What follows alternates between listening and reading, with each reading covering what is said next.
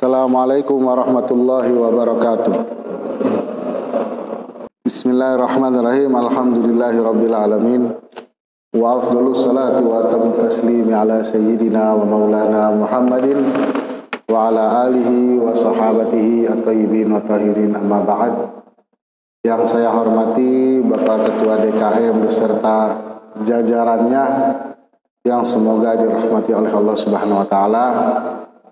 Begitu pula yang saya cintai, yang saya hormati, hadirin dan hadirat, ayahanda dan ibunda yang insya Allah dimuliakan oleh Allah Subhanahu wa taala. Sebelum kita memulai kajian, mari sama-sama kita kirimkan surat Al-Fatihah untuk diri kita, untuk keluarga kita, sanak saudara kita. Mudah-mudahan Allah Subhanahu wa taala menjaga kita dari segala penyakit. Allah Subhanahu wa taala menjauhkan kita dari segala mara bahaya, khususnya pandemi kita kali ini, khususnya yang sekarang sedang terjadi, fenomena yang banyak menyudutkan umat Islam. Mudah-mudahan kita dilindungi oleh Allah Subhanahu wa taala. Ala hadhihi niyyah wa ala kulli niyyatin shalihatin ila hadratin nabiyil mustafa Rasulillah sallallahu alaihi wasallam. Al-Fatihah. A'udzubillahi minasyaitonir rajim.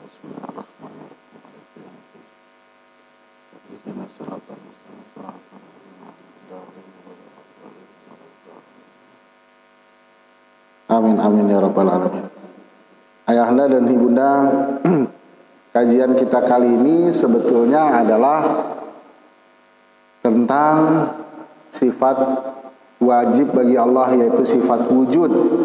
Sifat wujud itu maksudnya Allah Maha Ada.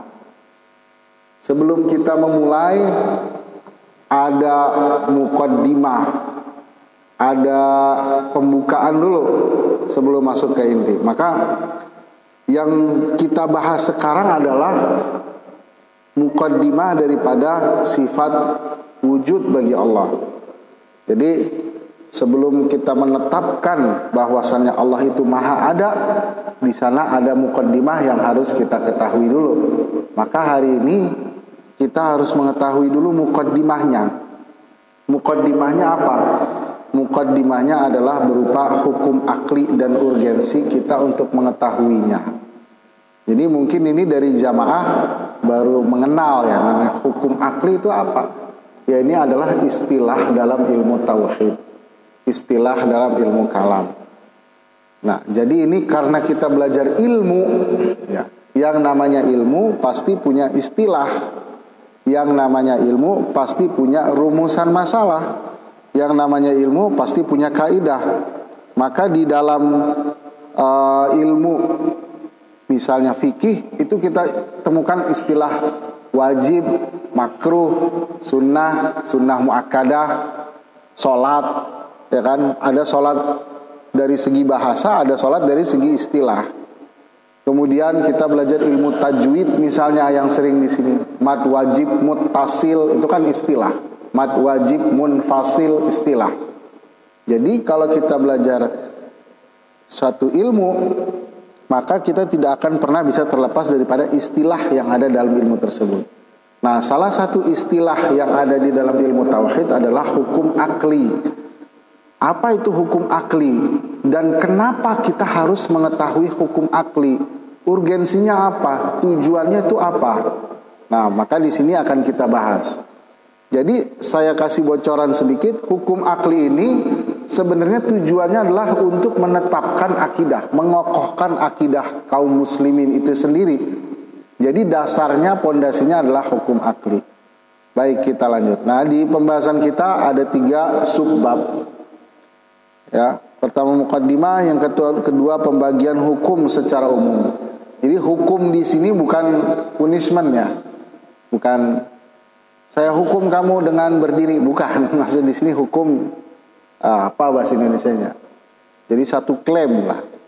Yang menyatakan klaim kita akan hukum akan sesuatu. Misalnya sholat itu wajib. Ini adalah hukum. Ya, sholat 5 waktu hukumnya wajib. Ya, zakat fitrah hukumnya wajib bagi yang mampu. Ini namanya hukum. Kemudian haji itu wajib bagi yang mampu. Wajib itu adalah hukum. Nah, jadi yang dimaksud hukum di sini bukan punishment ya, bukan melanggar aturan. Kemudian yang ketiga adalah baru pembagian hukum akli. Ya, baik, kita mulai Bapak-bapak ya. Kemudian ya, mukadimah. Kita pertama kitab Allah. Kan kita sudah bahas sebelumnya bahwasannya Allah Subhanahu wa taala menurunkan para rasulnya. Kenapa? Nah, kita sudah dibahas pada pembahasan sebelumnya. Jawabannya adalah karena untuk memberikan hidayah kepada manusia bagaimana cara menyembah Allah. Kan Allah Subhanahu wa taala di dalam surat Az-Zariyat berfirman, "Wa ma khalaqtul jinna wal insa illa liya'budun." Tidaklah aku ciptakan jin dan manusia kecuali untuk beribadah. Nah, beribadah itu gimana caranya? Allah Subhanahu wa taala menurunkan cara itu, jadi tidak sembarangan. Jadi bukan berarti misalnya kita beribadah kepada Allah misalnya dengan cara buang sesajen ke laut. Nah, nggak bisa dibebasin gitu. Allah Subhanahu wa taala menentukan cara tertentu gimana biar kita bisa beribadah. Misalnya kata Allah, warka'u ma'ar raki'in, rukuklah. Berarti dalam beribadah itu ada ruku. Wasjudu, ada sujud. Ya kan? Kemudian idza qumtum ila sholati faghsilu wujuhakum. Kalau mau salat, maka basuh dulu wajah sampai kakinya. Berarti sebelum salat ada wudu. Nah, itu kita bisa tahu itu dari mana? Nggak ada jalan lain kecuali dari wahyu. Akal nggak bisa nyampe ke situ. Misalnya kita mau sholat, kita ini kalau sholat butuh wudu. Nah, kita bisa tahu sholat itu butuh wudu, nggak bisa dengan akal manusia.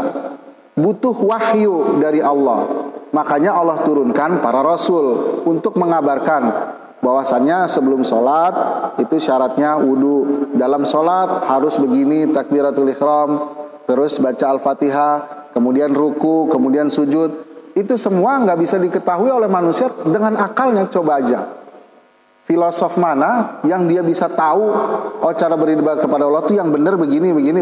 Nggak akan bisa tahu. Maka di sini kita butuh wahyu, butuh para rasul, butuh para nabi. Makanya Allah utus para rasul. Jadi tujuan para rasul diutus adalah untuk mengajari kita bagaimana cara beribadah yang benar kepada Allah Subhanahu wa taala.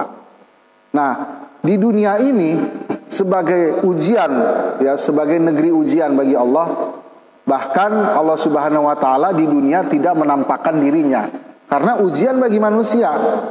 Percaya nggak adanya Allah, tapi di dunia ini menunjukkan adanya Allah. Tanda-tandanya tuh banyak. Alam semesta ini tanda adanya Allah. Nah, ketika Rasul itu diutus kepada manusia, ya, otomatis manusia akan meminta, ini buktinya mana dari Allah? Kalau yang engkau bawa, wahai yang mengaku nabi, yang mengaku rasul, itu buktinya mana itu dari Allah? Nah, makanya di sini nggak bisa, misalnya seorang rasul bawa kitab, kemudian manusia bertanya dari mana buktinya kalau ini dari Allah? Ya dari kitab suci, nggak bisa juga. Misalnya kita bilang, tahu dari mana misalnya? Oke, kita disuruh sholat. Sholat ini siapa yang nyuruh? Yang nyuruh ini Allah. Apa buktinya Allah ada? Buktinya Allah ada di dalam kitab ini. Buktinya kitab ini tahu ini dari Allah dari mana? Dari kitab ini. Jadinya muter terus. Nanti pemeluk agama lain juga bisa. Loh, saya juga bisa dong mengklaim begitu. Ini dari kitab saya, Tuhan saya ada 3. Berarti benar dong Tuhan saya 3. Ya kan?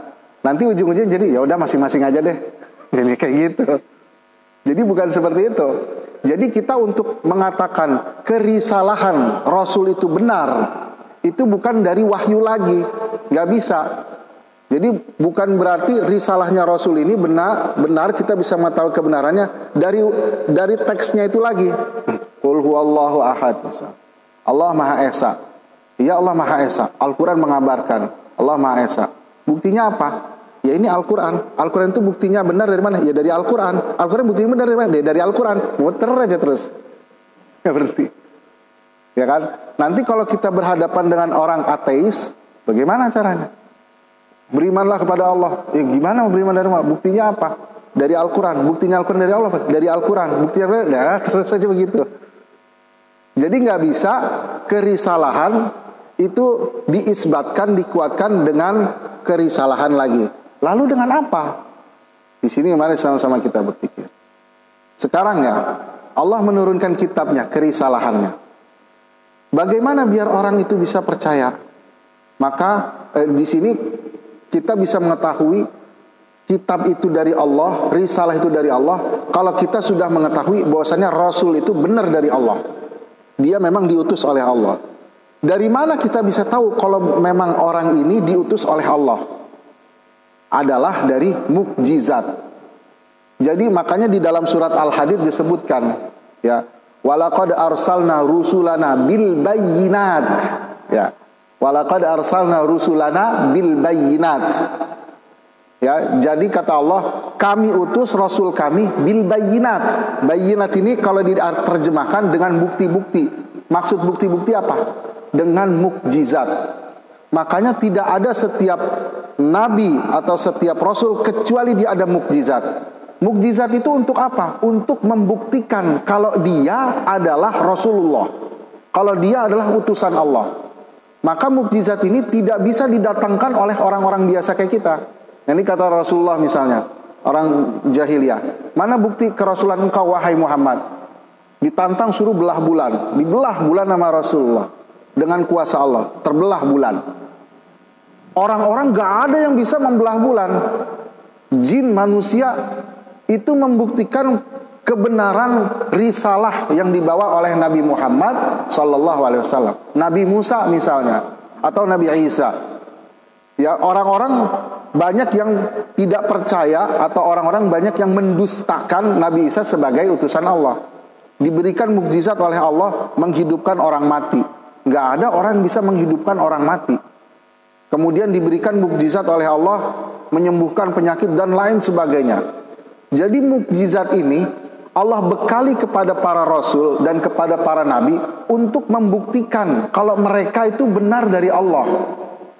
Ya, jadi dengan adanya mukjizat, mukjizat itu adalah perkara yang di luar adat kebiasaan dan tidak mungkin didatangkan oleh manusia biasa.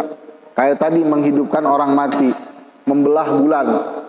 Kemudian apalagi namanya dari Rasulullah salah satu mukjizatnya keluar air dari jari jemarinya. Waktu itu para sahabat lagi kehausan, keluar dari jari jemari Rasulullah itu air yang mengucur. Mukjizat. Dukun bisa nggak? Dukun nggak bisa begitu. Coba, mana ada dukun yang bisa ngebelah bulan? Tantang, coba dukun mana? Kalaupun bisa, itu hanya sihir. Cara ngebuktiinnya gimana kalau itu bohong? Misalnya ada dukun ngaku, nih saya bisa belah bulan, terus saya belah. Orang yang di sini ngelihat bulannya kebelah, tapi orang yang di kota lain itu ngelihat bulan tetap, berarti itu tipuan. Nah ini Rasulullah ngebelah bulan. Kemudian kata orang Quraisy, ini nggak mungkin nih, sihir nih. Kemudian datang kafilah dari luar Mekah bercerita, ini kafilah datang dari luar Mekah cerita, kami melihat tadi di perjalanan bulan terbelah dua. Artinya benar, bukan sihir. Karena yang namanya sihir itu hanya permainan. Artinya yang ngelihat tuh cuma di tempat itu doang, di tempat yang lain pasti ngelihat lain lagi. Karena di permainan. Jadi dukun gak bisa datengin mukjizat, peramal gak bisa datengin mukjizat, ahli fisika gak bisa, ahli biologi gak bisa, ilmuwan gak bisa. Yang bisa hanyalah para rasul, dan itu dari Allah Subhanahu wa ta'ala langsung. Jadi mukjizat ini adalah sebagai tanda bukti Allah Subhanahu wa ta'ala bahwasannya rasul itu dari Allah. Nah sekarang kalau kita mikir, mukjizat Nabi Muhammad itu apa? Mukjizat Nabi Muhammad itu banyak. Salah satunya Al-Quran. Lah kita nanya, loh tadi kan katanya nggak bisa untuk mengisbatkan, menekankan kerisalahan dengan risalah lagi. Kita mengakui Quran itu benar, nggak bisa dengan Quran lagi dong berarti. Nah, jawabannya adalah ya memang betul. Tetapi yang di sini kita lihat mukjizat Al-Quran itu bukan dari segi Al-Qurannya, tapi dari segi yang lain. Dari segi fasahah, kefasihan, dari segi balaghah, sastranya. Jadi pas Al-Quran turun, ya ayahanda dan ibunda, orang Arab itu dikenal dengan kefasihan dan balaghahnya, dengan sastra yang begitu tinggi. Begitu Al-Quran turun, Al-Quran itu menantang mereka semua, dan mereka tidak ada yang bisa menyaingi Al-Quran. Sehingga orang-orang itu mengatakan, pas cerita Umar bin Khattab, begitu surat Thaha turun, Umar bin Khattab langsung bergetar. Kenapa? Karena ini tidak mungkin dari kalam manusia, dari ucapan manusia. Ini nggak mungkin dari ucapan jin. Tahu ibu-ibu apa yang dikatakan oleh Sa'id bin Mughirah? Sa'id bin Mughirah ini adalah seorang ahli sastra di dalam bangsa Arab, paling fasih, paling hebat sastranya, paling hebat, paling fasih. Nah kemudian ketika turun ayat Al-Quran ini, beliau bilang apa? Ya kan, kata beliau di dalam hadisnya, An Ibni Abbasin radhiyallahu anhuma annal Walid bin al-Mughirah jaa ila Nabi. Walid Mughirah itu datang kepada Nabi Muhammad sallallahu alaihi wasallam. Faqara'a alaihi al-Qur'ana. Kemudian Rasulullah membacakan Al-Qur'an kepada Walid bin Mughirah. Fa'ka'annahu raqqalahu. Kemudian hatinya menjadi lembut ketika dibacakan Quran, bergetar. Nah ini Walid bin Mughirah bergetar dan hati lembut. Kenapa? Karena dia tahu begitu sastranya yang luar biasa, menggugah hati dan tidak pernah dia dengar. Sedangkan dia adalah ahli sastra dan ahli syair. Dia nggak pernah dengar. Ini bukan syair, ini bukan sastra manusia, dan membuat hatinya luar biasa takjub. Nah, ini Walid bin Mughirah nih. Kalau kita dibacain Quran ngantuk. Iya. Kenapa? Karena nggak tahu artinya, nggak tahu maknanya. Sejam ngantuk ya. Kalau Walid bin Mughirah ini orang kafir Quraisy, begitu takjub. Umar bin Khattab dibacain bergetar gitu kan. Kalau kita dibacain bergetar karena kelamaan gitu. Karena udah merinding gitu. Kalau ini bukan karena takut. Kalau mereka bergetar begitu kan. Kemudian kata Walid bin Mughirah, balagha zalika Abu Jahal, ngadu ke Abu Jahal fa'atahu faqala ya am inna qaumaka yaruna an yajma'u laka malan, ya kan? Karena dia Abu Jahal tahu, wah ini si Walid bin Mughirah habis dari Muhammad katakan. Ini dia kayaknya terpengaruh nih. Kemudian kata Abu Jahal, jangan pindah katanya. Ini kaum kamu udah ngumpulin duit buat kamu gitu kan. Nah itu jadi orang ahli Quraisy tuh bukan nggak percaya Quran, dia pengen harta, pengen jabatan, pengen politik, jadinya nggak masuk Islam. Jadi kata Abu Jahal, jangan pindah. Ini orang udah ngumpulin duit buat kamu, buat si Mughirah. Kemudian qala liyutukahu, ya kan? Fa innaka ataita Muhammadan tata'arradu lima qablahu. Ya buat apa kata Walid bin Mughirah, kaum saya ngumpulin duit buat saya? Ya buat ente katanya. Ente kan udah datang ke Muhammad nih, pasti kepengaruh nih, kata Abu Jahal, ya kan? Kemudian kata Walid bin Mughirah apa? Qad alimat Quraisyun anni min aktsari hamalan. Dibalas sama Walid bin Mughirah. Kata Walid bin Mughirah, ya kan, qad alimat Quraisyun. Orang Quraisy sudah tahu bahwasannya aku tuh orang yang paling kaya di antara Quraisy. Jadi enggak butuh lagi harta. Itu kata Walid bin Mughirah. Kemudian qala faqul fihi qawlan yuballighu qaumaka annaka munkirun lahu. Kalau gitu kata Abu Jahal, sampaikan aja satu perkataan yang menunjukkan kamu itu enggak percaya sama Muhammad. Nah, ini kata Abu Jahal.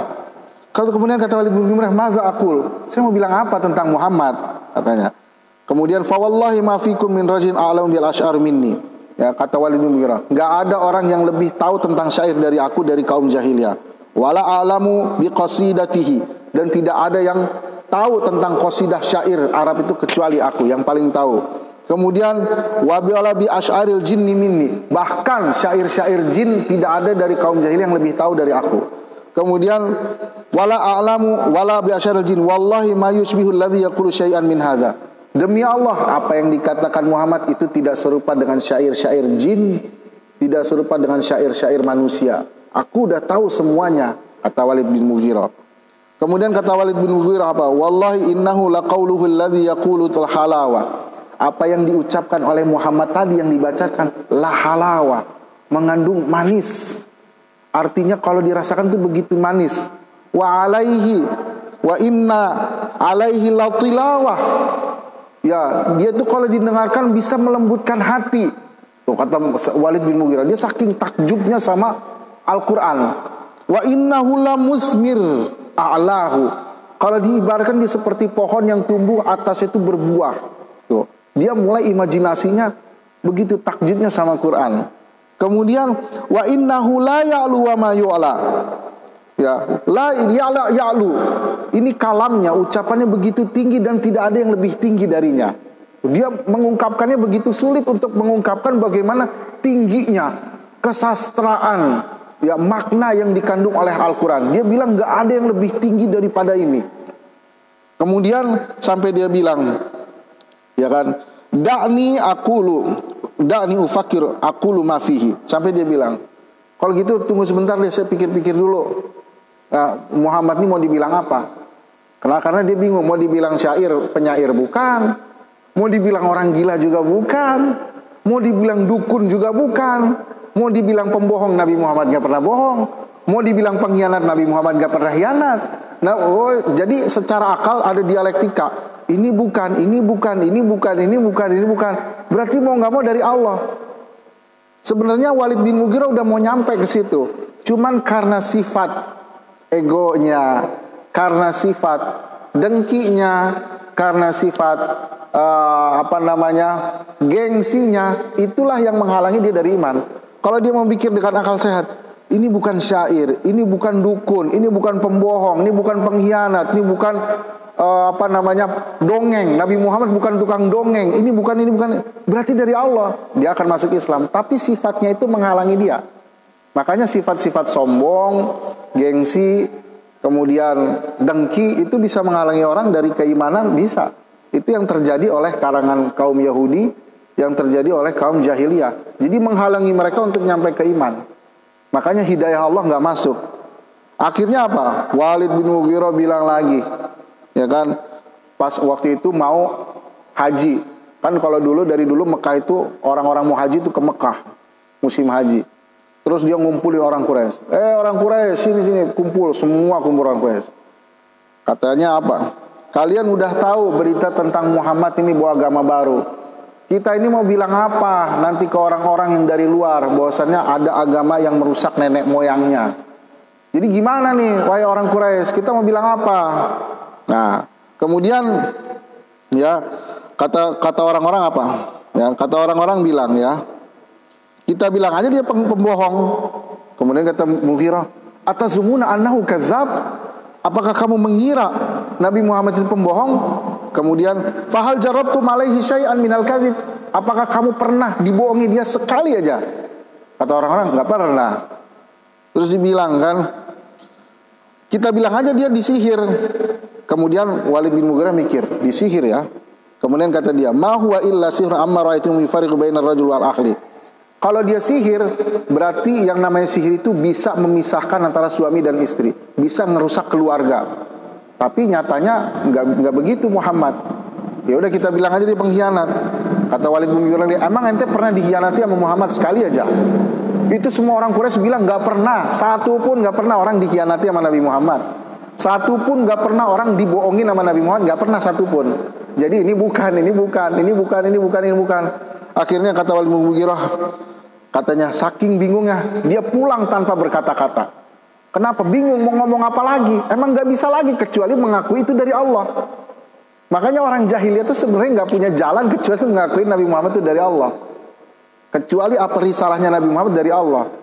Nah itu mengetahuinya dari mana? Dari segi sastranya, dari segi balaghahnya, dari segi susunan kalimatnya yang menggugah hati. Itu pertama. Yang kedua dari segi pengabaran tentang masa depan. Misalnya dulu terjadi perang antara Persia dan Romawi. Romawi kalah, turun surat Rum. Alif lam mim ghulibatir rum fi adnal ardi wa hum min ba'di ghalabihim sayaghlibun fi adnal ardi wa hum min ba'di ghalabihim sayaghlibun fi bid'i sinin. Al-Qur'an ngabarin Romawi dikalahkan, tapi beberapa tahun kemudian Romawi akan menang. Jadi Al-Quran udah ngabarin sebelum terjadi. Nah itu juga termasuk kemukjizat Al-Quran yang membuktikan kalau itu dari Allah. Kemudian apalagi? Berita tentang masa depan. Seperti ayat-ayat yang menceritakan pembentukan manusia di rahim ibu. Ya kan? Wa nuqirru fil arham. Kita tempatkan pada tempat yang kokoh. Nuqirru. Atau dalam ayat lain fi qararin makin. Dalam tempat yang kokoh. Jadi rahim ibu ini benar-benar kokoh. Mau ibunya lompat-lompat, tempatnya kokoh. Dia nggak bergetar. Ya kan, mungkin ada ibu-ibu misalnya lagi hamil, kemudian ada polisi tidur, gubrak gitu kan, bayinya selamat aja. Karena dia fi qararin makin, ada di tempat yang kuat. Nah itu Al-Quran udah ngabarin dari sebelum kedokteran sekarang begitu. Ternyata benar prosesnya. Alaqah, mudghah, ya kan, pertama segumpal daging, pertama benih. Kemudian benih jadi segumpal darah jadi segumpal daging jadi tulang jadi manusia, khalqan akhar. Lah itu tahu dari mana?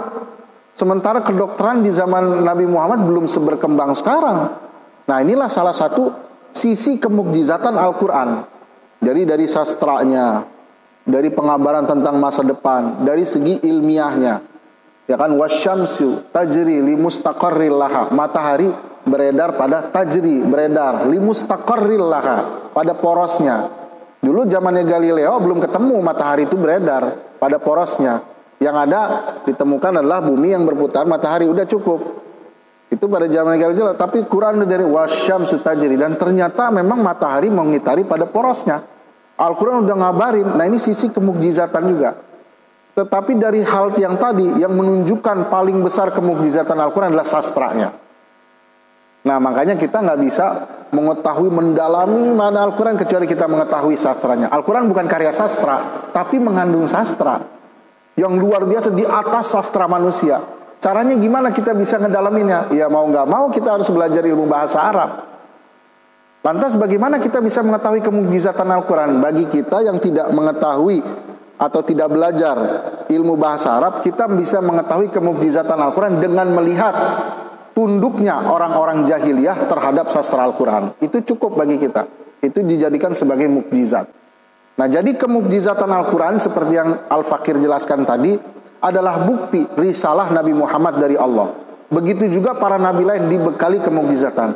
Tapi karena Nabi Muhammad ini risalahnya terakhir, penutup, nggak ada lagi nabi selain Nabi Muhammad, maka mukjizatnya itu harus abadi.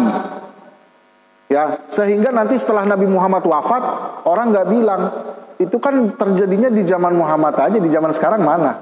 Makanya dijadikanlah Al-Quran sebagai mukjizat. Kenapa? Karena Al-Quran sifatnya abadi sampai hari kiamat, dan terus mengabarkan apa yang terjadi di masa depan dan akan terjadi. Makanya oleh Allah Subhanahu wa Ta'ala, mukjizatnya Nabi Muhammad yang terbesar tidak dijadikan seperti mukjizat-mukjizat Nabi lain, menghidupkan orang mati. Kalau mukjizatnya Nabi Isa itu hanya terjadi di zamannya, di zaman sekarang nggak terjadi. Membelah lautan itu hanya terjadi di zaman Nabi Musa. Kemudian ya perahu banjir besar hanya terjadi di zaman Nabi Nuh. Tapi mukjizatnya Nabi Muhammad abadi dan kekal, sehingga setelah Nabi Muhammad wafat, nanti kalau ada orang nggak beriman kemudian masuk neraka, orang beriman akan bertanya, ya Allah kenapa saya masuk neraka? Kemudian kata Allah akan dijawab, bukankah udah turun bukti-bukti yang nyata buat kamu? Apa buktinya? Al-Quran. Jadi nggak ada lagi hujah, udah Allah tutup. Maka nggak ada jalan keselamatan lagi kecuali pintunya dari memasuki risalah Nabi Muhammad Sallallahu Alaihi Wasallam. Jadi kembali lagi ayahanda dan ibunda, bahwasannya mukjizat inilah sebagai bukti bahwasannya risalah seorang Rasul benar dari Allah. Oke, kemudian ada mukjizat. Setelah mukjizat ada apa yang akan terjadi? Akal akan memahami. Kayak tadi Walid bin Mughirah, bahwasannya mukjizat itu harus dari zat yang maha ada. Gak mungkin mukjizat itu timbul dari zat yang gak ada. Gak mungkin. Kemudian mukjizat itu harus timbul dari zat yang maha hidup. Gak mungkin dari zat yang mati bisa menciptakan mukjizat. Gak mungkin. Ya, kita lihat aja secara realita. Orang mati aja makan gak mungkin. Untuk nolong dirinya aja gak mungkin. Masa orang yang zat yang mati bisa menciptakan mukjizat? Gak mungkin. Berarti mukjizat ini harus diciptakan dari zat yang maha hidup. Kemudian mukjizat ini harus diciptakan dari zat yang maha berkuasa. Karena kalau nggak berkuasa gimana caranya bisa menundukkan alam semesta? Harus dari zat yang maha berkehendak, dan seterusnya dan seterusnya. Maka di sini akan menjadi bukti bahwasannya kitab Allah benar. Artinya apa? Kita mengakui ini mukjizat harus dari zat yang maha hidup, yang maha ada. Ya, kemudian kitab Allah ini ya, yang didakwakan, diklaim oleh Rasul itu dari zat yang maha ada, dari zat yang maha hidup. Zat yang maha hidup siapa? Oh, kitab sucinya menamakan sebagai Allah. Berarti Allah itu maujud, Allah itu ada. Nah, berarti dengan akal manusia. Nah, makanya Allah kuatkan dengan bil bayyinat, dengan bukti. Makanya di dalam surat Al-Hadid, mukjizat dibilang bayyinah, bukti. Karena memang mukjizat itu membuktikan kebenaran risalah para anbiya, para nabi. Nah, jadi di sini ayahanda dan ibunda, dalam kita menetapkan kebenaran risalah bukan dengan kitab Allah lagi, bukan dengan risalah itu lagi, nanti jadinya muter, tapi dengan mukjizat, atau bisa kita katakan dengan akal. Dengan mukjizat itu akal akan memahami. Ya, kemudian kita lihat ya. Ya, jadi kalau kita mengatakan seperti ini salah. Kitab Allah benar. Dari mana kitab Allah itu benar? Ya dari kitab Allah. Ya jadinya muter. Kitab Allah benar. Dari mukjizat. Mukjizat kita memahami dengan akal. Jadi antara wahyu dan akal itu enggak menentang. Jadi jangan pernah kita bilang, oh ini wahyu, ini akal, enggak sejalan, yang satu ke kanan, satu ke kiri. Tidak. Al-Quran tidak begitu. Makanya di dalam banyak ayat, afala ta'qilun, afala tatafakkarun, afala tatadzakkarun. Di dalam surat Al-Ghasyiyah, afala yanzurun, afalam yasiru fil ardi fanzuru. Kenapa tidak berfikir? Kenapa tidak menggunakan akal? Kenapa? Al-Quran sendiri menyuruh kita buat menggunakan akal. Artinya tidak bertentangan antara wahyu dengan akal. Wahyu untuk itu sebagai bimbingan hidayah kita kepada Allah, akal sebagai alat pembuktian bahwasannya wahyu itu dari Allah. Jadi tidak pernah bertentangan. Jadi jangan sampai kita bilang, oh ini wahyu, ini akal, ini gimana? Nah, kemudian kita lihat ya, berarti yang benar seperti ini. Nah, ini saya pernah temukan ini ya. Ini di Facebook. Di Facebooknya seorang musisi besar Indonesia. Saya sebutkan aja namanya Jerings ya, yang sekarang lagi di penjara karena beliau mengatakan mengejek IDI, Ikatan Dokter Indonesia. Ini kata beliau termasuk orang yang bukan, saya tidak katakan dia bukan beragama, dia beragama. Cuman dia meremehkan agama. Jadi menurut dia agama ya hanya ini aja lah, hanya sebagai tambahan. Ibaratnya bukan utama. Kalau kita kaum muslimin nggak bisa. Agama itu sebagai utama, bukan sebagai tambahan. Artinya kalau mau dijalanin silakan, mau nggak bisa. Kita sebagai kaum muslimin menjalankan agama wajib, sholat lima waktu wajib, berjamaah sunnah muakkadah. Nah dia bilang apa? Dia tulis di sana dengan bahasa kasar, bahasa Inggrisnya ya, bahwasanya logika agama itu nggak masuk akal. Dia bilang, mohon maaf nih bahasanya, brengsek lah. Ya bisa dibilang bodoh lah. Logika agama itu bodoh katanya. Jadi kita untuk mengatakan kitab suci itu benar, itu kenapa? Karena di dalam kitab suci itu benar, ya kan? Jadi kita misalnya kitab A itu benar dari Allah. Tahu dari mana? Ya dari ayat kitab A itu. Kitab A itu, ayat itu benar dari mana? Dari kitab A, dari muter kata dia. Ini logikanya logika muter katanya. Nah, ini sudah dijawab oleh kaum muslimin, ulama kaum muslimin ribuan tahun lalu. Hanya saja dia tidak mengetahui. Seandainya mengetahui, mudah-mudahan kita doakan dapat hidayah dari Allah Subhanahu wa taala. Ya, jadi kata dia, oh nggak bisa nih, nggak masuk akal. Makanya orang beragama logikanya nggak ada. Bahkan dia sampai bilang agama itu konspirasi. Oh ini musibah. Itu karena dia bicara itu karena kebodohan. Karena dia belum belajar tapi sok tahu, ngambil kesimpulan begitu. Nah ini salah, sebetulnya tidak ada yang kalau dia mau mempelajari, terutama kaum muslimin akidahnya alhamdulillah tidak seperti itu. Makanya kita tengok aja Dr. Zakir Naik dah, kita naik. Dia ditanya kan, bagaimana misalnya bagaimana kita beriman kepada Allah? Dia jawab dengan akalnya. Apakah pernah Dr. Zakir Naik, bagaimana pembuktian Allah itu maha ada? Qul huwallahu ahad, Allahu samad, lam yalid wa lam yulad wa lam yakul lahu kufuwan ahad. Coba aja, ada nggak? Kalau dijawabnya begitu, audiens pada nggak, dari mana saya juga nggak beriman sama qul huwallahu ahad. Coba tengok di semua videonya Zakir Naik. Tahu dari mana Nabi Muhammad itu sebagai nabi? Nabi Muhammad sebagai nabi Allah. Walaqad arsalna ilaika rusulan mubasyirin, pakai ayat. Kata orang yang tidak percaya Nabi Muhammad, ya kan saya nggak percaya sama ayat itu. Bagaimana saya tahu Nabi Muhammad itu adalah nabi?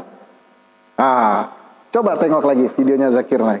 Semua dengan Akal sehat. Karena tidak bertentangan wahyu yang Allah turunkan dengan akal sehat. Wahyu itu sebagai pembuktian. Akal sehat itu sebagai pembuktian wahyu itu dari Allah. Nah, berarti jamaah rahimakumullah, yang sudah kita sepakati adalah untuk mengisbatkan, menetapkan wahyu itu benar dari Allah adalah dengan akal sehat manusia. Maka di sini kita harus tahu apa itu hukum akal, hukum akli itu apa.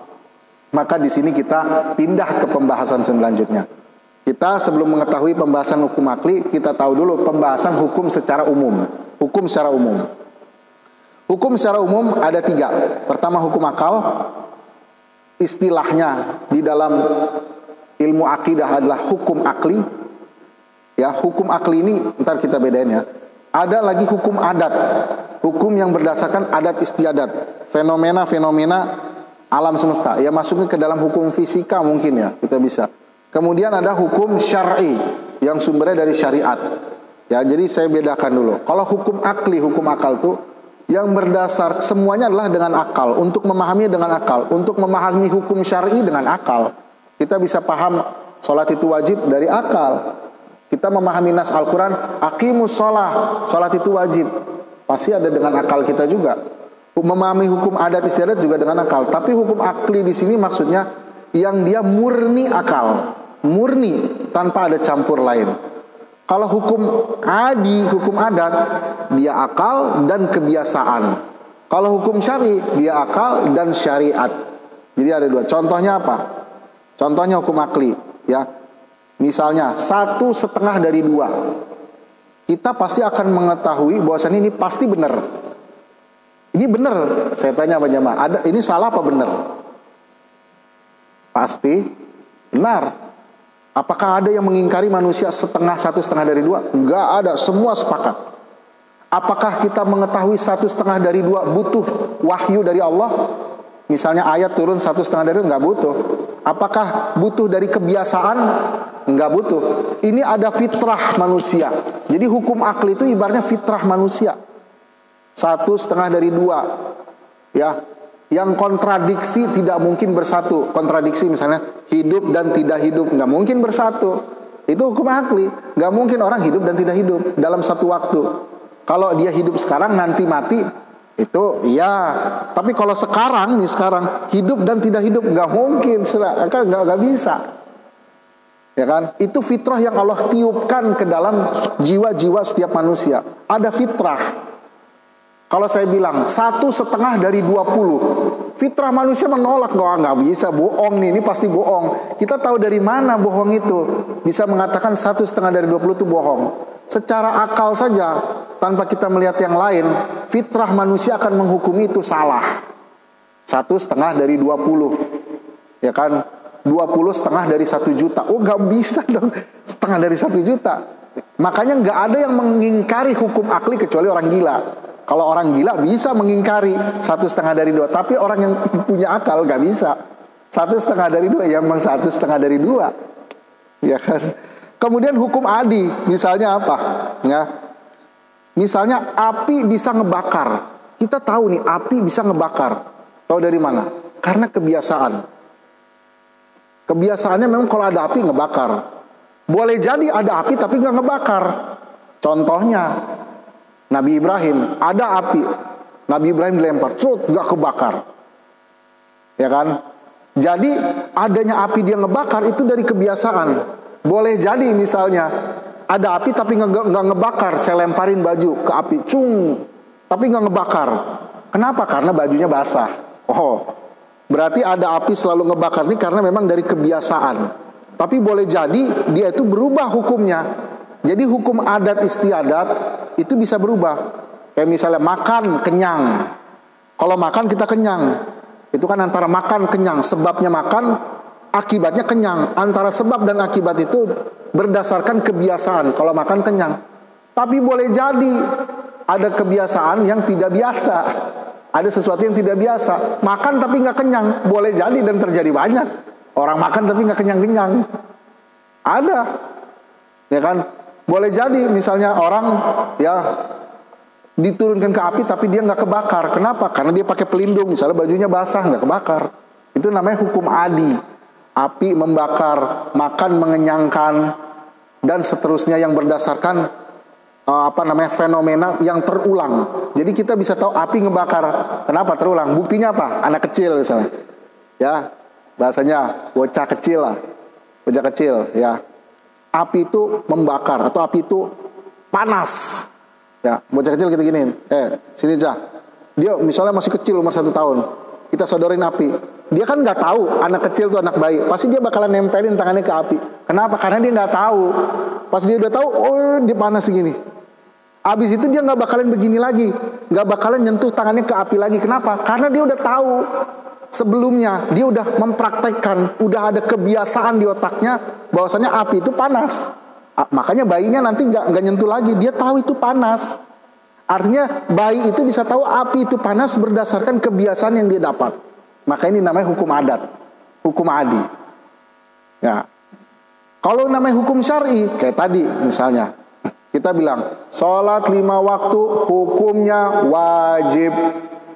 Ya kan? Ini berdasarkan apa? Apakah berdasarkan kebiasaan? Enggak. Apakah berdasarkan hanya murni akal? Enggak. Akal nggak bisa tahu sholat 5 waktu wajib. Akal nggak bisa tahu kalau misalnya mencuri itu dipotong tangannya sampai sini. Nggak tahu, akal nggak bisa tahu. Akal nggak akan bisa tahu kalau sholat setelah zuhur itu sunnah muakkadah. Akal nggak bisa tahu. Ini butuhnya kepada syariat, kepada wahyu. Nah, makanya dikatakan hukum syar'i. Jadi sekali lagi, ayahanda dan ibunda, hukum terbagi menjadi 3. Hukum akal, hukum adat, dan hukum syar'i. Nah, yang jadi fokus kita ini pada hukum akli. Karena kita membahas tentang akidah. Kalau kita membahasnya fikih, kita akan hukum syar'i. Kalau kita membahasnya ilmu alam, fisika, biologi, dan lain-lain, hukum adat. Jadi kita bilang, kok hukum fisika, kok hukum adat sih? Ya karena berdasarkan kebiasaan. Kalau begini, nimbulnya begini. Kalau begini, nimbulnya begini. Gaya ditimbulkan begini. Itu berdasarkan kebiasaan. Tapi kalau hukum akal nggak butuh kebiasaan. Cukup kita memahami, begini langsung paham.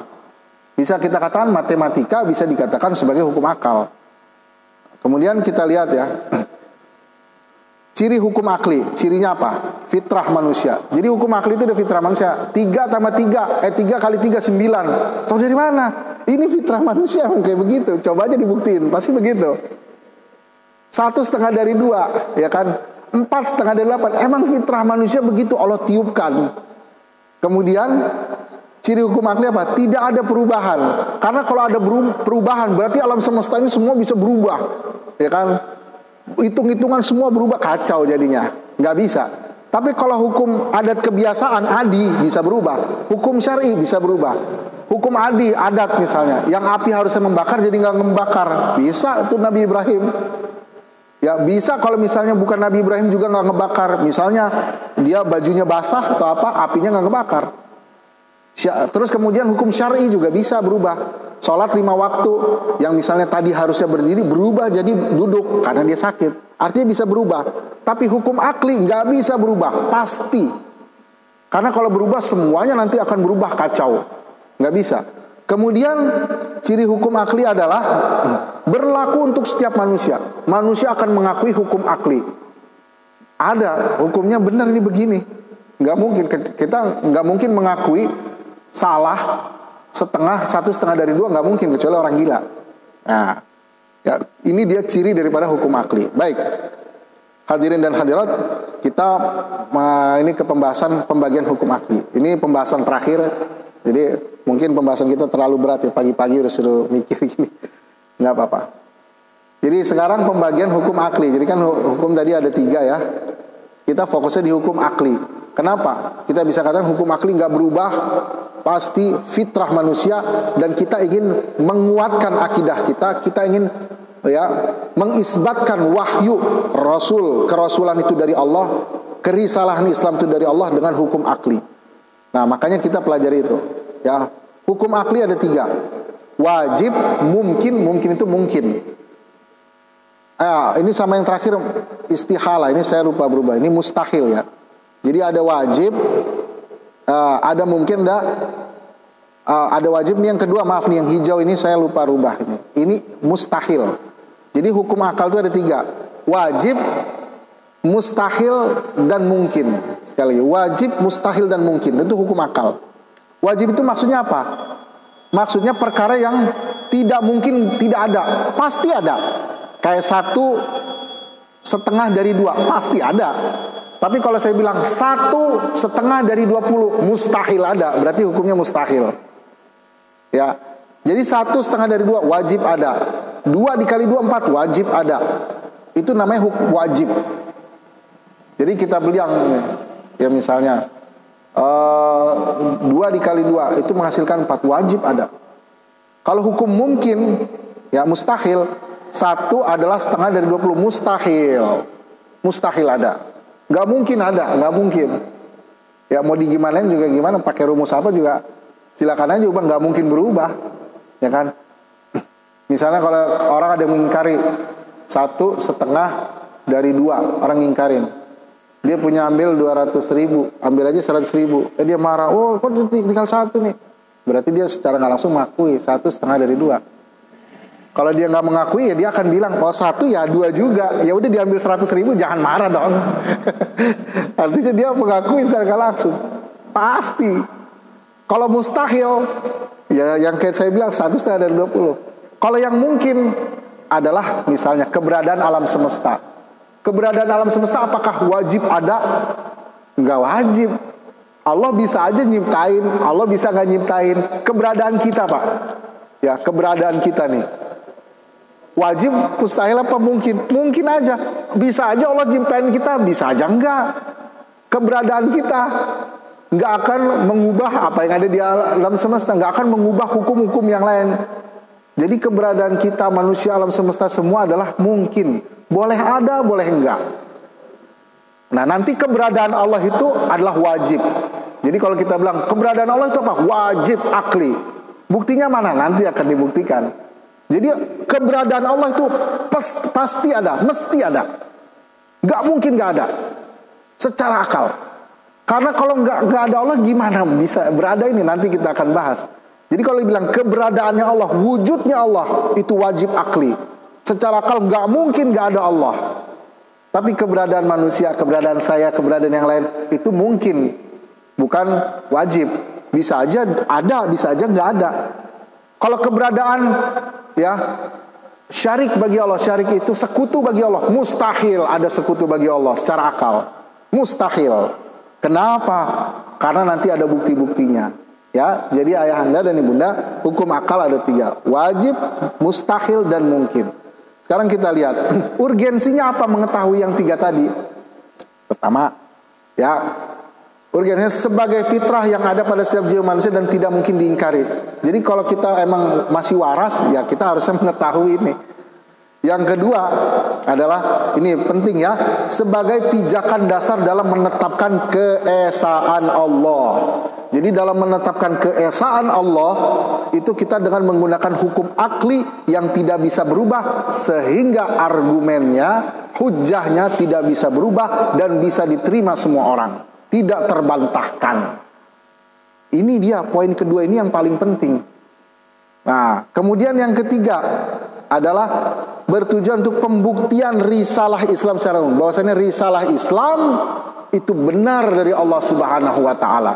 Risalah Islam itu benar dari Tuhan semesta alam dan sebagai risalah penutup. Ini urgensi kita mengetahui hukum akli. Makanya agama Islam itu bukan agama yang udah tutup mata, ikutin aja kemana aja, jangan lihat.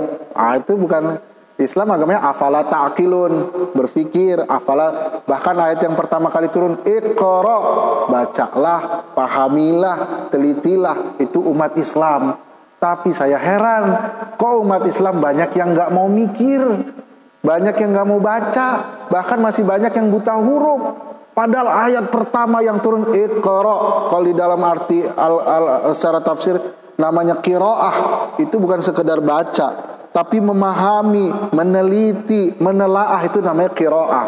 Itu ayat yang pertama kali turun dari Al-Quran, iqra. Makanya umat Islam ini sebenarnya umatul qiraah, umat yang membaca, umat yang belajar, umat yang menggali, bukan umat yang ini ada pepatah kan ya, sebagian kaum mungkin ya, udah nggak apa-apa, nggak sekolah, yang penting bisa ngaji sama ini. Nggak benar.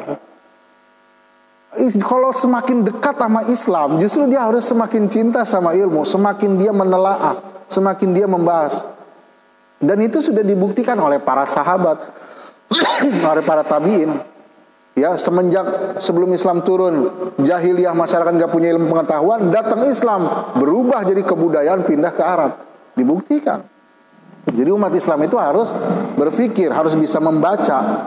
Makanya saya, ini sekedar intermezzo, kalau bisa gerakan-gerakan umat Islam itu titik fokuskan pada pendidikan, pada ilmu pengetahuan. Misalnya masjid yang punya pemasukan banyak, sekedar saran, alokasikanlah dana sebagian pada untuk orang sekolah, orang yang tidak mampu, untuk dialokasikan ke sana sehingga dia bisa belajar. Dan terkadang saya menemukan beberapa masjid mungkin yang berbuat seperti itu, tapi seakan-akan ogah-ogahan. Jadi dimasukkan pada sekolah yang ala kadarnya, sekolah-sekolah yang hidup enggak, mati enggak gitu, yang udah mau roboh lah sekolahnya, yang murah-murah. Menurut saya tidak usah seperti itu. Ya, dulu ilmuwan Islam itu dibiayain oleh pemerintah, dibiayain oleh masjid, oleh Baitul Mal. Saya takut muncullah ilmuwan-ilmuwan besar sekedar Ibnu Khaldun, Imam Ghazali, Imam ini, mereka dibiayain, disokong ilmu semua. Jadi disokong dong. Dan kalau mau menyokongin jangan tanggung-tanggung.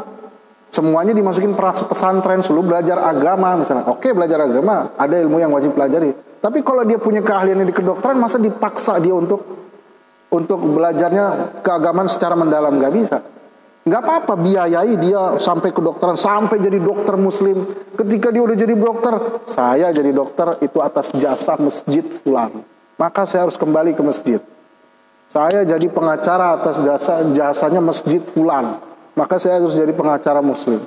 Saya jadi misalnya profesor, dosen besar atas jasa muslim, saya harus kembali ke masjid, saya harus kembali ke umat. Jadinya umat kita makin kuat. Nah, ini sekedar intermezzo.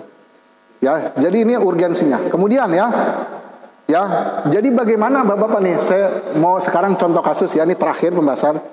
Bagaimana caranya dengan hukum akli kita bisa mengetahui keesaan Allah? Pertama, alam semesta kita lihat. Ya, itu universe ya, yang background aja universe tuh. Kata para ulama, universe ini bulat lah katanya kan gitu kan. Menurut yang ditemukannya. Walaupun sebenarnya hakikatnya nggak tahu sebenarnya, cuman dikira-kira. Oke lah, kita kira-kira dia bulat lah. Ini semua isinya galaksi, wah semuanya miliaran jutaan lah. Ini alam semesta semua. Itu berawal dari ketiadaan, ya kan? Oke, dari ketiadaan kemudian diadakan, ya kan? Artinya dari tiada menjadi ada, nggak ada jadi ada. Itu bisa dia berada dengan sebab dirinya sendiri, atau bisa karena sebab yang lain. Ya, misalnya nih, kayak misalnya saya ini nggak ada, terus jadi ada. Keberadaan saya ini bisa karena sebab yang lain, atau bisa karena sebab saya sendiri. Jadi saya ini menciptakan diri sendiri lah. Bisa kita katakan alam semesta ini tadinya nggak ada jadi ada, bisa karena dua kemungkinan. Dia nyiptain dirinya sendiri, atau dia diciptain yang lain. Kalau yang menciptakan diri sendiri nggak mungkin dong. Kenapa? Misalnya kita bilang nih, alam semesta menciptakan dirinya sendiri. Loh, kan dia nggak ada. Kemudian yang namanya pencipta harus ada. Seakan-akan jadi kontradiksi. Alam semesta itu ada dan tiada. Kontradiksi mustahil. Berarti nggak mungkin alam semesta itu muncul karena dirinya sendiri. Nggak mungkin. Secara akal batal. Berarti dia karena sebab yang lain. Nah, oke, ini wajib karena sebab yang lain. Ya, oke, kalau karena sebab yang lain, ya sebab yang lainnya ini alam semesta ada sebab yang lain. Sebab yang lain ini dia ada apakah karena sebab yang lain lagi, atau karena emang dia mentok di situ? Kalau kita mengatakan ada sebab yang lain lagi, nanti terus ada sebab yang lain lagi, terus nggak berujung. Alam semesta ada sebabnya ini. Yang ini sebab pertama, sebab yang kedua, ketiga, keempat, terus nggak berujung sampai nggak ada ujungnya. Nah, ini mustahil secara akal, nggak mungkin. Ya, kayak misalnya silsilah manusia aja berujung. Ya taruhlah misalnya, nauzubillah, ini teorinya batal sebenarnya, kayak teori Darwin, oke, batal tuh secara akal udah batal. Tapi kalaupun kita menggunakan teori itu, yang namanya silsilah tak berujung itu mustahil. Kenapa? Manusia ujungnya dari mana? Kata Darwin aja ada ujungnya tuh kerak. Kata Darwin. Apalagi kita, ya kan? yang tidak percaya teori Darwin. Berarti mau nggak mau harus ada ujung. Nggak bisa sebab dari sebab terus nggak ada ujungnya. Kalau begitu nanti nggak akan muncul ilmu pengetahuan, nggak akan muncul. Misalnya kita bilang ada permasalahan ilmiah nih, saya permasalahan fisika begini. Buktinya mana? Buktinya ini. Ini buktinya mana? Buktinya ini. Ini buktinya mana? Ya itu artinya nggak berhenti, mustahil. Silsilah yang nggak berujung. Alam semesta ada sebabnya. Sebabnya ini karena sebab yang lain. Terus nggak berujung, mustahil. Tetapi kalau kita bilang ini sebab yang mengadakan alam semesta, dia adalah tidak bergantung sama sebab yang lain. Karena dia maha hidup, karena dia maha kaya, karena dia maha wujud, karena dia nggak akan pernah mati. Harus seperti itu. Karena kalau enggak nanti silsilah yang nggak berujung. Maka kemungkinannya adalah kemungkinan kedua yang secara akal. Maka kita katakan ya, sebab yang mengadakan alam semesta itu tidak disebabkan sesuatu yang lain. Ini wajib akli, pasti. Kemudian kita katakan ini sebab yang mengadakan alam semesta harus maha wujud. Karena nggak mungkin yang tidak ada ngadain yang ada, nggak mungkin. Yang mungkin itu yang ada mengadakan yang ada. Berarti zatnya ini harus maha wujud, maha ada. Ini wajib akli. Kemudian zatnya itu harus maha berkuasa. Karena kalau nggak kuasa gimana mengadakan? Ini wajib akli. Harus maha berkendak, wajib akli. Harus maha hidup, wajib akli. Dan seterusnya. Maka kesimpulannya, dan kita lihat ya, zat ini semua yang punya sifat wujud, qadir, murid, hai, hidup, maha hidup, kekal abadi, tidak hancur, maha sempurna. Zat inilah yang menamakan dirinya sebagai Allah. Maka kesimpulannya, Allah itu ada, wajib akli, pasti tidak mungkin dibantah oleh akal manapun, tidak mungkin dibantah oleh logika manapun. Semua logika akan mengakui bahwasannya Allah maha ada. Nah, berarti kesimpulannya Allah maha ada itu adalah wajib akli. Keberadaan Allah adalah sebuah kepastian yang paling pasti di alam semesta. Jadi pasti, yang paling pasti itu apa? Keberadaan Allah, keesaan Allah pasti, tidak mungkin berubah. Sekutu bagi Allah itu pasti mustahil, tidak mungkin ada. Nah, ini jamaah rahimakumullah yang bisa kita terapkan pada ilmu akidah. Kenapa kita capek-capek begini?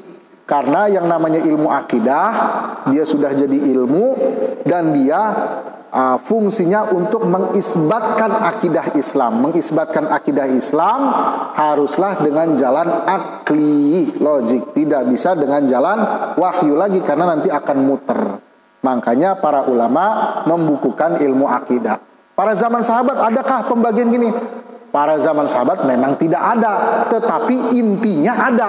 Contohnya ilmu tajwid, nggak ada wajib muttasil, wajib munfasil di zaman sahabat dan tabi'in, nggak ada.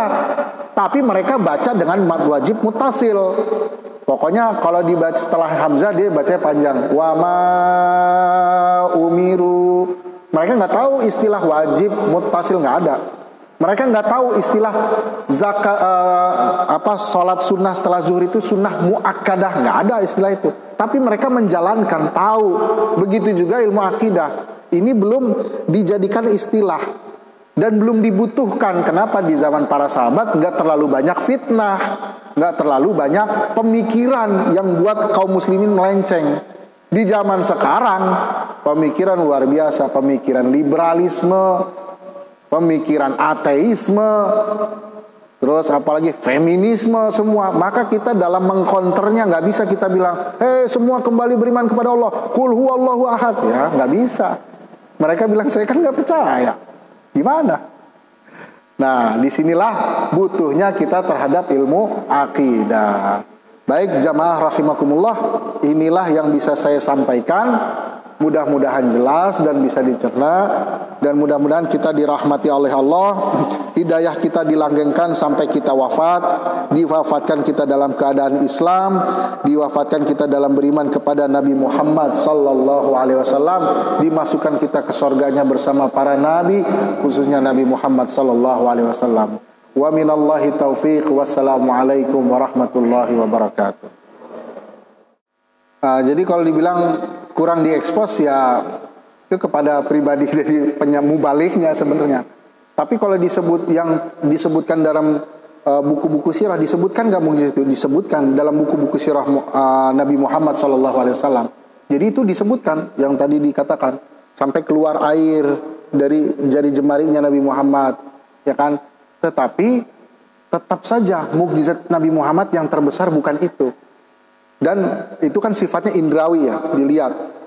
Seandainya mukjizatnya Nabi Muhammad yang terlalu diangkat adalah yang bersifatnya indrawi, boleh jadi nanti orang tidak melihat, saya kan tidak melihatnya, bagaimana saya bisa tahu? Tapi kalau yang dia sifatnya kekal abadi Al-Quran, kita bisa katakan mukjizat terbesarnya adalah Al-Quran. Dari segi apa? Lihat di Al-Quran, dari segi sastranya. Oke, dia nggak pandai bahasa Arab. Lihat dari segi bahwasannya Al-Quran itu mengabarkan apa yang akan datang. Lihat dari segi bahwasannya Al-Quran itu berjalan sesuai dengan realita. Jadi kalau ditanya misalnya, kenapa para ustadz dan kiai jarang menyebutkan itu? Sebenarnya itu kembali ke para ustadz dan kiainya. Tapi kalau kita membaca kitab sirah itu semua disebutkan. Yang kedua yang harus kita ketahui, yang mukjizat terbesar Nabi Muhammad itu bukan itu, adalah yang terkandung di dalam Al-Quran. Nah, itulah mukjizat terbesarnya. Tapi kok saya nggak merasa misalnya? Ya karena kita belum nggak tahu ilmunya. Kayak tadi kita pas dibacakan Al-Quran kita bengong aja. Ya karena emang nggak tahu itu maknanya. Tapi kalau yang tahu dia akan mendengar begitu rintih, menangis. Nah, bahkan kalaupun kita nggak belajar bahasa Arab dan kita meresapi aja mana, kita dengan tenang. Kemudian ada yang baca Quran dengan bacaan sesuai tajwidnya benar, walaupun nggak pakai lagu. Jadi yang terpenting itu tajwidnya benar. Bismillahirrahmanirrahim. Nah, itu kita nggak paham misalnya mananya, tahu lah. Kita nggak bisa bahasa Arab, nggak bisa apa. Kalau yang baca benar, kemudian kita simak, itu akan menyentuh ke dalam hati. Bahkan akan membuat orang nangis walaupun orang itu nggak tahu artinya apa. Dan akan membuat seseorang itu menjadi lembut hati walaupun dia nggak tahu artinya. Selama yang bacanya benar. Tapi kalau yang bacanya hancur-hancuran, tajwidnya hancur misalnya, yang fa jadi pa misalnya, faiza parogta pansob misalnya, ya itu udah hilang benar-benar itu mah. Udah hilang. Jadi kalau kita baca sesuai tajwid aja, ritmenya benar, ini benar, maka itu akan mengandung juga, akan ke dalam jiwa kita akan berpengaruh juga. Ditambah lagi dengan kita mempelajari juga ilmu bahasa Arabnya, sastranya, wah lebih lagi. Wah dengan ini, makanya kalau kita sebagai kaum muslimin, bahasa persatuan itu bahasa Arab. Nggak bisa kita menyatakan jangan ke Arab-Araban. Ya bahasa persatuan kaum muslimin Arab kok. Ya bagaimana? Ya kan? Kalau ada orang ngomong gitu nggak sah. Emang bahasa persatuan kita bahasa Arab. Kaum muslimin dari mana-mana bahasa persatuannya apa? Arab. Suka nggak suka, mau nggak mau, Arab. Emang Allah milihnya bahasa Arab, ya gimana, mau gimana? Nah, seperti itu Pak kira-kira. Ya, mudah-mudahan bisa ditangkap ya. Iya. Sebenarnya kalau mau dibahas yang menyambungkannya sangat banyak dari akli dan naklinya. Ya kan, dalam artian yang dimaksudkan ini bersinergi. Cuman yang harus diketahui bahwasannya sebelum Allah turunkan risalahnya, Allah sudah menimbulkan fitrah di dalam manusia. Fitrahnya itu berupa hukum akli tadi. Untuk apa? Sehingga ketika Allah turunkan risalah, kemudian manusia itu dituntut untuk beriman, kemudian dia tidak beriman, itu Allah akan menghisabnya. Dikatakan Allah nanti kenapa tidak berpikir. Tapi kalau akalnya belakangan, risalah duluan, ya kan? Nanti ditanya kenapa nggak berpikir, kenapa nggak beriman? Saya nggak bisa mikir ya Allah. Ya sudah, beres. Maka diturunkan akalnya dulu, hukum aklinya dulu, untuk mereka berpikir bahwasannya yang diturunkan Allah benar dari Allah, hak, tidak ada yang batil. Kemudian ada nggak yang mensinkronkan? Oh ya banyak. Salah satunya tadi kayak fenomena yang ada di dalam rahim itu, dalam surat apa itu? Semua prosesnya benar, ya kan? Kemudian dalam hal apa lagi? Dalam hal peredaran misalnya matahari, ya. Kemudian yang mensinkronkan misalnya hukum akal secara murni.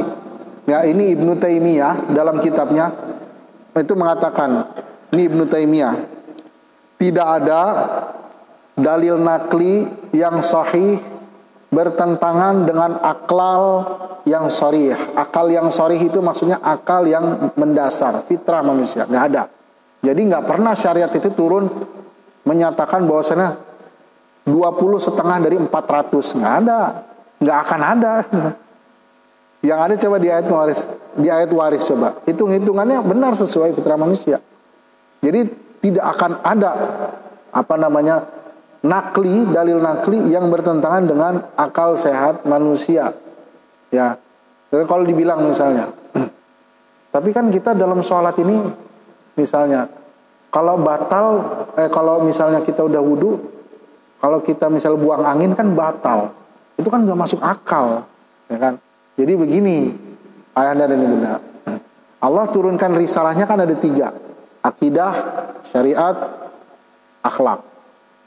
Dalam hal syariat itu kebagi lagi, ada ibadah, ada muamalah. Di dalam syariat yang berhubungan dengan ibadah, kayak misalnya wudu, kemudian sholat, zakat, kemudian haji, itu sebab akibatnya tidak diketahui. Maka kita mengatakan hanya Allah yang tahu. Kenapa? Karena enggak dikasih tahu oleh Allah. Untuk apa? Agar manusia tunduk.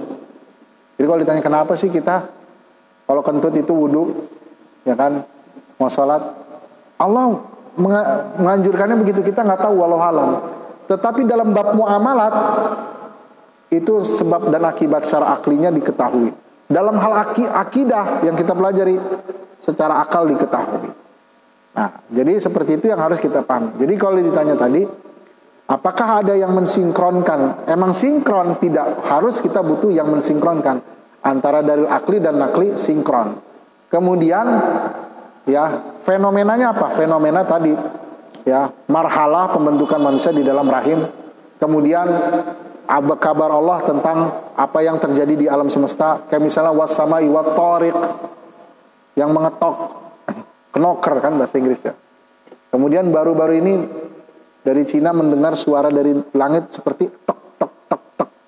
Al-Quran sudah mengabarkan, ya kan? Walaupun kita juga dalam meneliti hal ini butuh juga ilmu bahasa Arabnya.